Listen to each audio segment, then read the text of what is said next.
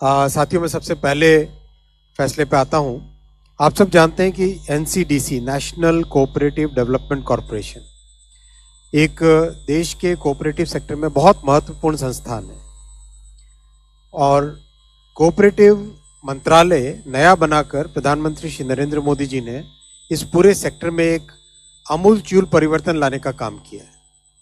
पिछले कुछ वर्षों में कोऑपरेटिव सेक्टर में एक के बाद एक रिफॉर्म्स आते जा रहे हैं और आज जो बड़ा फैसला लिया गया, इस फैसले का महत्व आप समझिए।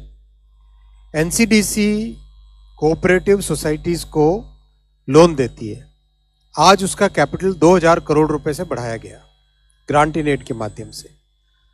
जो सबसे इंपॉर्टेंट पॉइंट है वो है, ये जो लोन्स जाते हैं करीब 8.25 लाख कोऑपरेटिव्स को जाते हैं।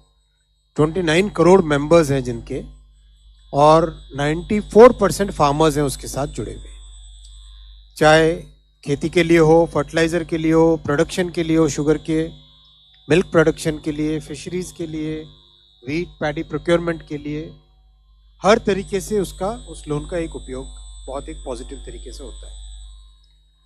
अभी हाल ही में माननीय श्री अमित शाह जी ने, गृह एवं सहकारिता मंत्री, उन्होंने नेशनल कोऑपरेशन पॉलिसी भी लॉन्च की थी 2025 की, जो कि एक पाथ ब्रेकिंग इनिशिएटिव है।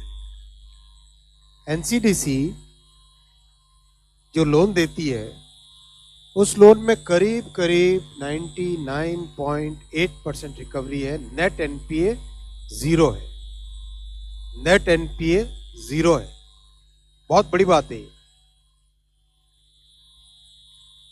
इस तरह का जो फाइनेंशियल सपोर्ट सिस्टम बना है, उस फाइनेंशियल सपोर्ट सिस्टम जो कि एक अच्छा मॉडल बना है देश में, इसको और आगे बढ़ाने के लिए 2000 करोड़ रुपए 4 साल में, एवरी ईयर 500 करोड़ रुपीस, ये इस आज की कैबिनेट के अप्रूवल का क्रक्स है।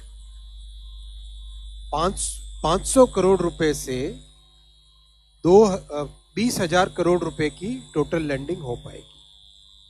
फर्दर कैपिटल मोबिलाइज करेगा एनसीडीसी, और 500 करोड़ रुपीस जो गवर्नमेंट की तरफ से सपोर्ट मिलेगा हर साल, 4 साल मतलब 2000 करोड़ टोटल, तो उससे 20,000 करोड़ रुपए की फर्दर लैंडिंग कर पाएंगे।